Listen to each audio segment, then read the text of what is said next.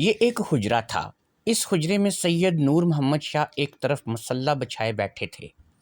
ان کی آنکھیں بند تھیں اور وہ منہ ہی منہ میں کچھ بڑبڑا رہے تھے۔ ان کے سامنے ایک چراغ جل رہا تھا۔ اچانک چراغ سے ایک عجیب قسم کی روشنی نکلنے لگی اور پھر وہ روشنی ایک ہیولے کی شکل اختیار کر گئی۔ یہ ہیولہ ایک انسانی شکل کا ہیولہ تھا۔ اب نور محمد شاہ نے اپنی آنکھیں کھول دیں اور اس ہیولے سے سوال کیا، آؤ جامون، کیا خبر لائے ہو؟ اس سائے کے بارے میں جس کا ذکر زرینہ گل نے کیا تھا۔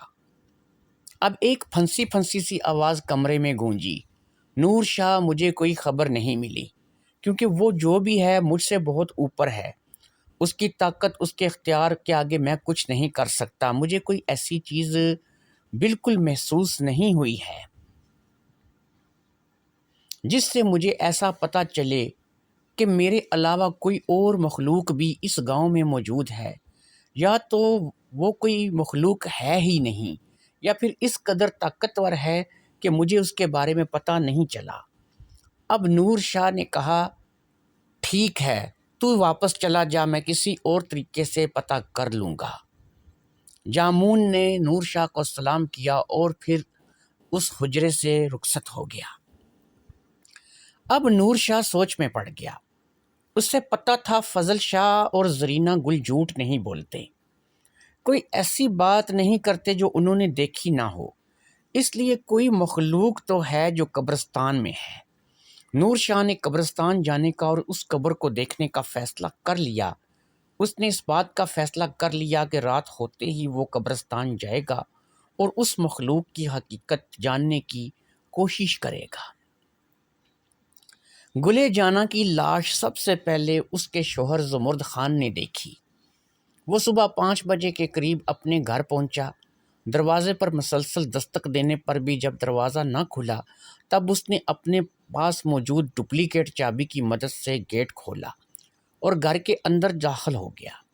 گھر کے اندر گہری خاموشی چھائی ہوئی تھی۔ وہ گھر کی مختلف راہداریوں سے گزرتا ہوا چلتا ہوا اپنے بیڈ روم کی طرف بڑھ رہا تھا، جہاں پر اس کی بیوی گل جانا ہو سکتی تھی۔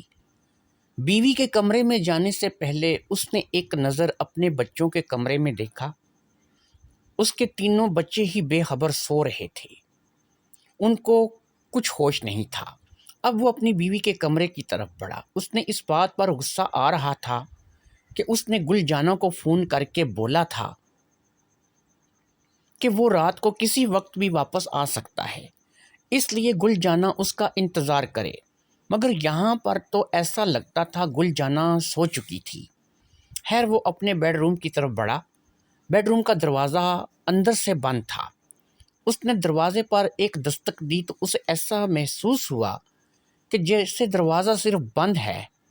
اس نے دروازے کو ہاتھ کی مدد سے تھوڑا سا دبایا اور دروازے کو اندر کی طرف دھکیلا۔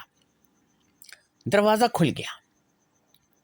دروازہ کھلنے کے ساتھ ہی جو منظر زمرد خان نے دیکھا وہ ناقابل فراموش تھا۔ زمرد خان کے سامنے اس کی بیوی کی لاش پڑی تھی۔ زمرد خان نے ایک زوردار چیخ ماری اور گل جانا کو دیکھ کر آگے بڑھ گیا۔ گل جانا کے جسم کے 2 ٹکڑے ہو چکے تھے، کسی نے اسے پاؤں سے چیر دیا تھا۔ اسے سکندر خان اور کبیر خان کی موت یاد آ گئی، ان کا بھی یہی حشر کیا گیا تھا۔ اب زمرد خان سوچ میں پڑ گیا کہ گھر کا دروازہ اندر سے بند، بچے اپنے کمرے میں سو رہے ہیں، کون گھر میں داخل ہوا اور کیسے گل جانا کو مار کر چلا گیا۔ اس ساری صورتحال کے بعد زمرد خان نے پولیس کو فون کیا اور تقریباً آدھے گھنٹے کے اندر پولیس بھی جائے واردات پر پہنچ ہی گئی۔ پولیس کے جائے واردات پہ آنے کے بعد زمرد خان نے ساری بات پولیس کو بتا دی، مگر پولیس اس بات کو ماننے پر تیار نہیں تھی کہ ایسے پر اسرار حالات میں قتل ہو سکتا ہے۔ انسپیکٹر کا اس بات پر اصرار تھا کہ زمرد خان رات کو واپس آیا اور کسی بات کو لے کر اس کا اور اس کی بیوی گل جانا کا آپس میں جھگڑا ہوا، اور غصے میں زمرد خان نے گل جانا کو اس بے دردی سے ہلاک کر دیا۔ پولیس نے قتل کے شک میں زمرد خان کو ہی گرفتار کر لیا۔ اس ساری صورتحال میں بچے اٹھ چکے تھے اور وہ بھی اپنی ماں کی لاش دیکھ کر رو رہے تھے۔ ان کو اپنا ہی ہوش نہیں تھا کہ وہ اب کیا کریں۔ ایسے میں ان کے باپ کو بھی گرفتار کر لیا گیا تھا۔ زمرد خان کی بڑی بیٹی سکینہ نے فوری طور پر اپنے نانا کو کال کرنے کا سوچا اور وہ اپنے نانا کے کال کرنے لگی۔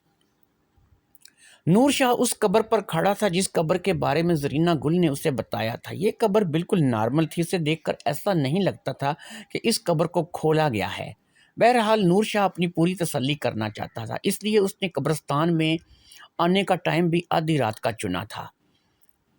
رات کے تقریباً 2 بجنے والے تھے۔ اسے لگا کہ اب کچھ بھی نہیں ہوگا اور اس کا آنا بیکار گیا، مگر اچانک قبر ہلنے لگی۔